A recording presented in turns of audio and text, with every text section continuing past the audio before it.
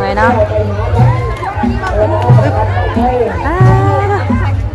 พูดวาสนากันโยะเลยพี่น้องเลยเนาะเป็นกำลังที่ออกไปจูบบังไฟบ้านนี้พี่น้องเลยเนาะหลังจากที่แห่บวชแล้วพี่น้องเลยเนาะออกไปจูบบังไฟบ้านนี้ป้าลุงเลยเนาะเอาขอเดินกันสบายดีเด้อพี่น้องเลยเนาะสบายดีและสวัสดีป้าลุง FC กันเบิดสุขคนเด้อพี่น้องเลยเนาะยินดีต้อนรับเข้าสู่ช่อง YouTube แม่น้องนิวอีกคือเก่าคือเดิมวันนี้กับป้าลุงเลยเนาะ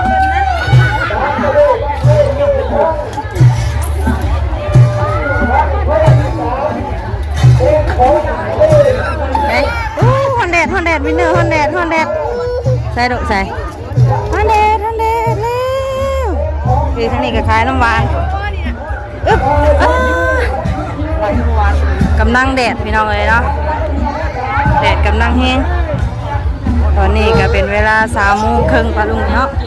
ใส่ดุเฮ้ยบุกมันจะขึ้นจูดบังไฟแล้วพี่น้องเลยโอ้ยนะ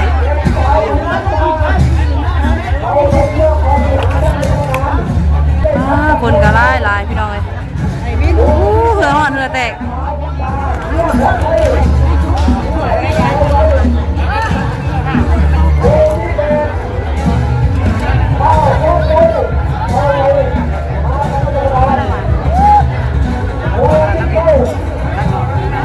กำลังสิขึ้นจูดพี่น้องเลยเนาะ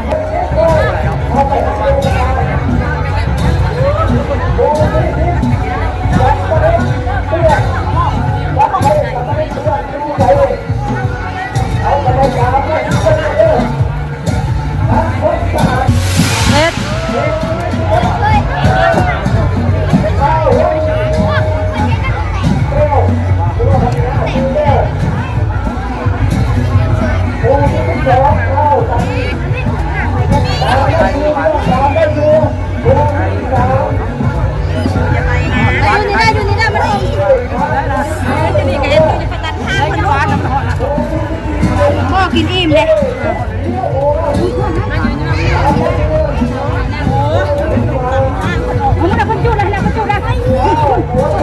เสร็จ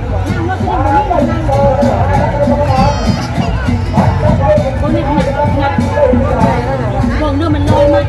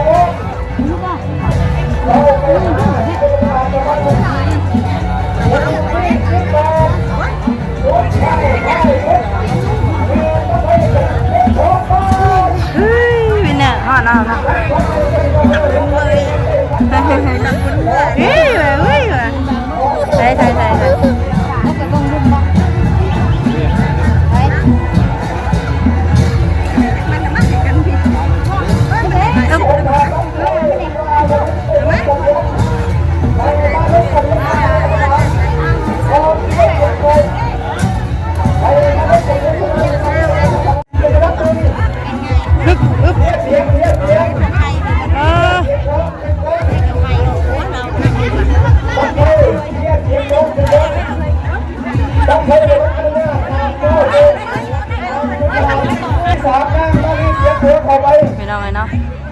จะเป็นตู้มาตั้งมาอนุญาตสกุลเด้อมานกทะเบียนเรียบร้อยสกุลพ่อขึ้นหางอันนี้กรรมการน้องมาพี่อันนี้กรรมการน้องจบแต้มสกุลก่อนที่ได้เป็นจุดกับพานทั้งอนุกรรมการ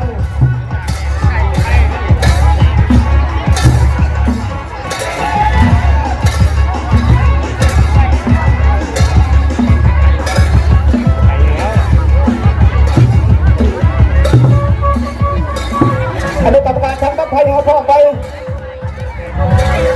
คนก็ลายพี่น้องเลยเนาะลังมาเซลดังไพ่เฮียเต็มท้องแล้วคนแล้วนะบ้าเอาตามรายชื่อพี่น้องมันจังหูจังหัวบังไพ่ของไผ่ขึ้นหรือว่าขึ้นจะได้บังไพ่ของเจ้าของเตียงโค้งไปก่อน ตรียมท้องน้ำนาเด้อเตรียมท้องน้ำนา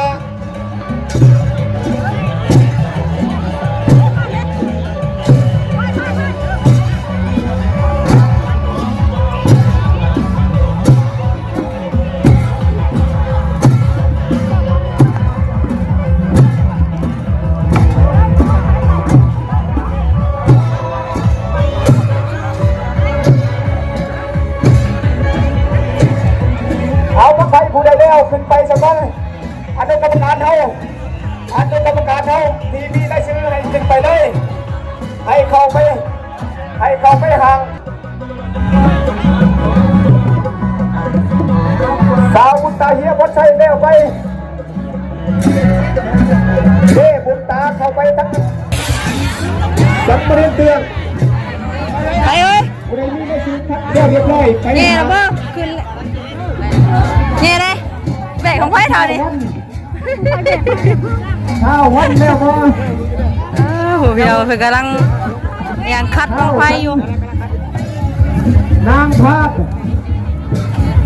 แล้วก็เจ้ซุกเฮียบัวพาผู้ใดแล้วขึ้นไปห่างก็พี่น้องคัดแล้วขึ้นไปห่างเลยแล้วก็เท้าหัวผ้า ไอ้เจ๊ทองอยู่ นางปูหน้าแล้วไปต้องใช้ผู้ใดแล้วขึ้นไปห่างเพื่อบ่เป็นการจะซ่าสิเวลา อ้าวโหทั้งนั้นยาวใส่กองตุ้มรูปปะเตอร์เห็นดิฉันเด้เอาน้องวิดีโอฝากก็ได้น้องพ่อเพิ่นพี่น้องเลยลูกก็บ่อยากอยู่เอาไปพ่อกัน ทั้งอนุกรรมการเท่าสัญญาณมาเลยเด้อต้องใช้ที่คัดแล้วสัญญาณมาเลย แม่ เด้อ เพิ่นยังคัดอยู่พี่น้องเลยเนาะ ของใครคัดแล้วย่างมาหาทางโคศก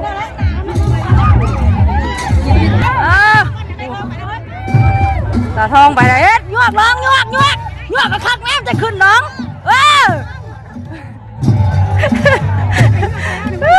เนาะเอาขึ้นกระคักเด้อบ้านเงินนะบอกกินเงินฮะไอ้มายวกจับยวกเสร็จแล้วเนี่ยเฮ้ยมันจะอยู่ไรไปใกล้ไรหมดแล้วมันจะเตะที่หัวถอยหลังนะเนี่ยถอยหลัง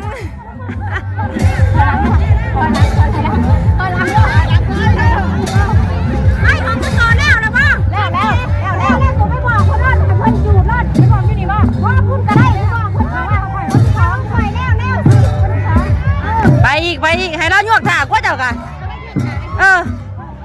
นี่เขาคือเอาไปคือบ่เอาไปขึ้นแน่เรามาทางหน้าพวกจับสิยวกทำไมเท้ายวก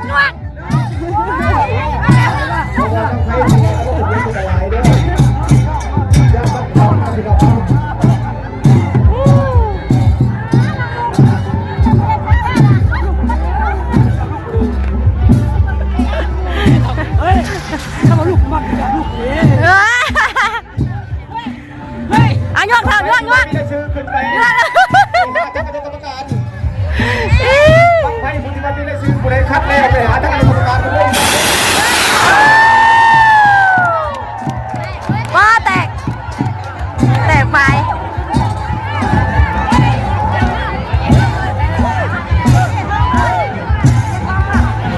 เข้าไปเรื่อยๆพี่น้องเข้าไปเรื่อยๆตามนะครับเยือกเกียร์ท้องเร็ว ของแม่นำนุ่มย่อยนะทุก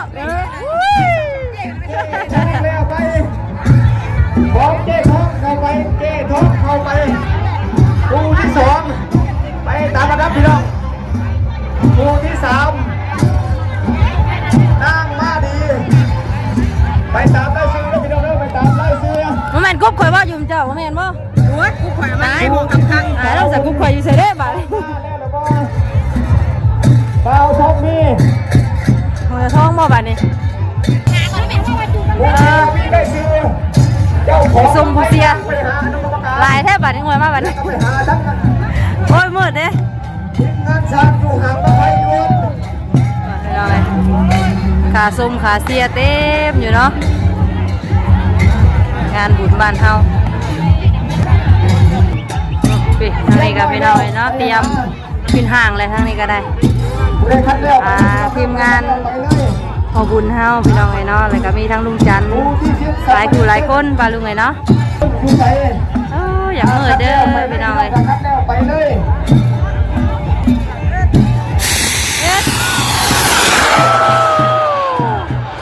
ไปเลยเป็นบ่มีไปเลยบ่ลูก ข้าวกันครับแค่เขาไปนอกกันแล้วเขาไปจูดว่ะเขาไปนอกรับใครเป็นกรรมการ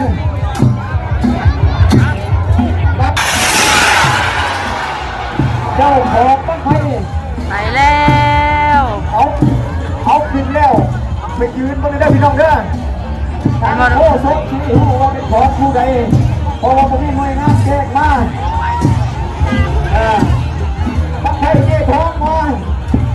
บ้านไผ่เจ๊ทองมาเป็นหางอะไรก็ไม่บ้านไผ่เจ๊ทองเด้อได้เดียวเห็นได้เป็นหางก็ได้ไม่มาบุกมาทำนี่หาอนุกรรมการแน่ย่านไหนรับเลยได้พ่อปลานะพ่อปลาปะฮะสัญญาณมาเลยจี้บอกลูกบอกบอกปลาลุงเนี่ยจี้เป็นญาติปลาลุงเป็นญาติคนหน่อยตื่นเสียงมองไฟบอกลูกตึมเอา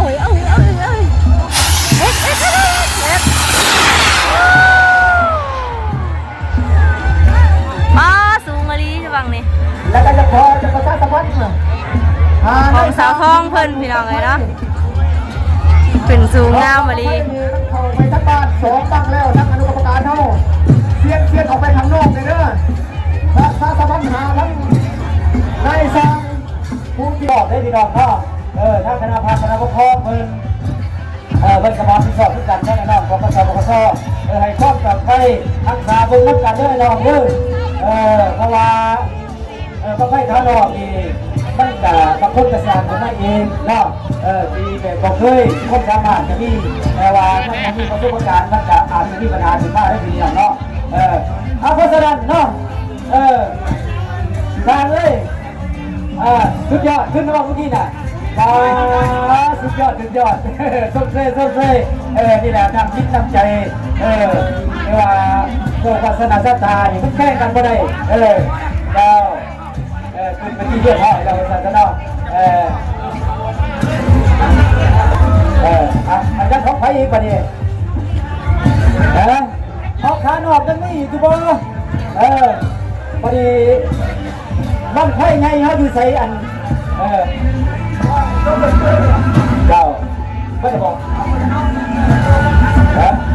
ก็จะบอกบ้านไผ่บ้านเขาบ้านไผ่หัวบ้านกันที่ท่านอยู่ตรงไผ่เนี่ยนี่บ้านไผ่ยืนไปบ้านไผ่มือไปไผ่แสนเนี่ยเขาอยู่ยกมีเงินมาให้ก็ไปลงน้ำเจ้าครับ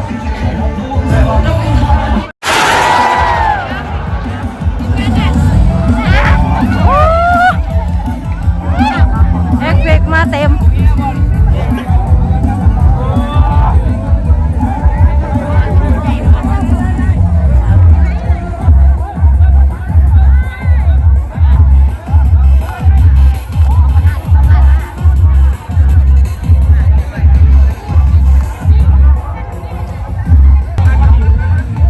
ของลุงจันทร์มาเนี่ยพี่น้องเลยเนาะ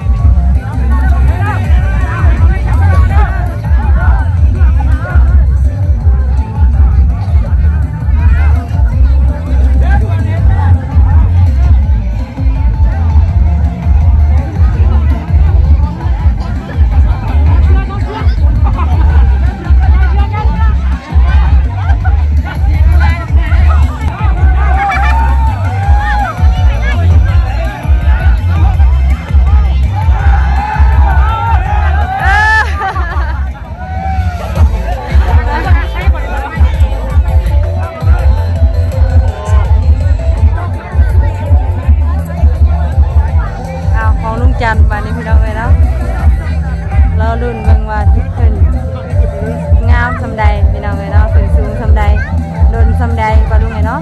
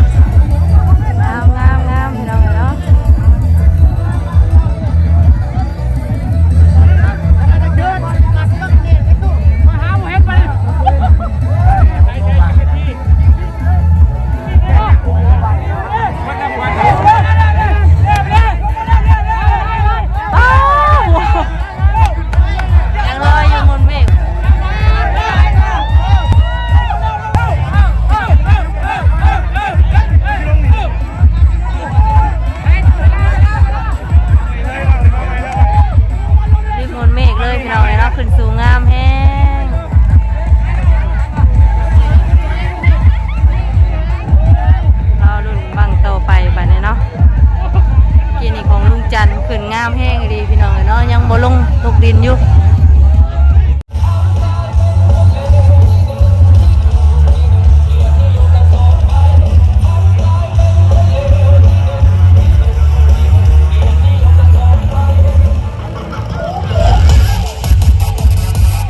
ลูกไผ่คอยกะโอ้ยน้องวัสนาเต้นรอเต้นลองอยู่วินเนอร์ขึ้นไปหมักเซเลอร์แล้วมาดูไงเนาะเราขึ้นไปหมักเซเลอร์เรียบร้อยแล้วให้ไอ้นิ้วเอาคนอยากไปเลยขึ้นหมักเซเลอร์ไม่นิ้ว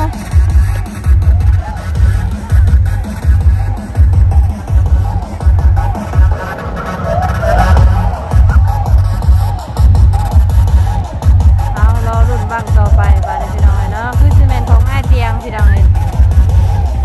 บังใหญ่เนาะเพิ่นยังมัดยังนั่นอยู่ลืมน้ำหัวเสือหัวเอาลืมน้ำเบียร์หัวอีกแม่นของไอ้เตียงม้อยเนาะป่านนี้เรียบร้อย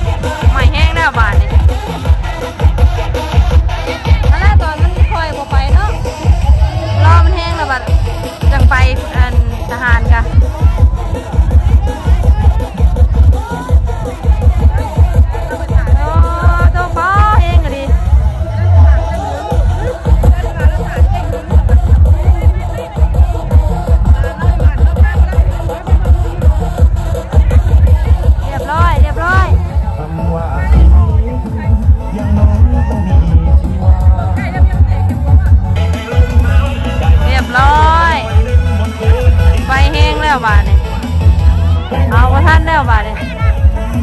เรียบร้อยโมเรือบาดนี้นะโมเรือลามเลยเนาะลามเถียงแควแล้วกั้นไว้แล้วเนาะอย่ามันลามไป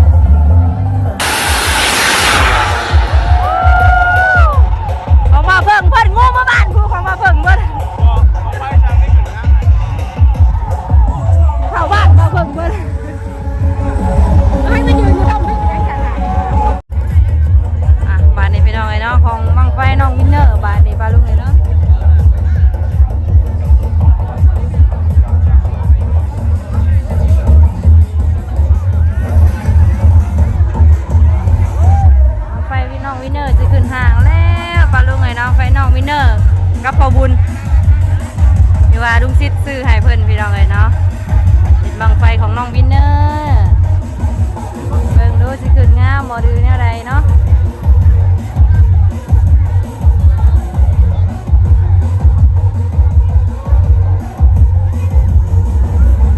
กำลังขึ้นห่างพี่น้องเลย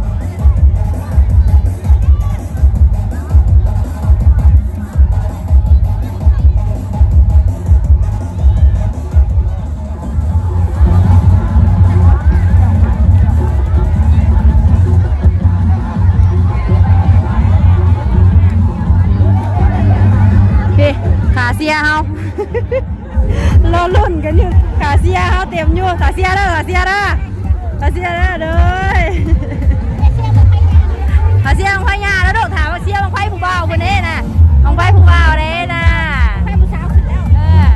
ไผ่ผู้สาวคนขึ้นมากงามนึงขาเสียเด้อเตรียมตัวเด้อขาเสียเด้อเ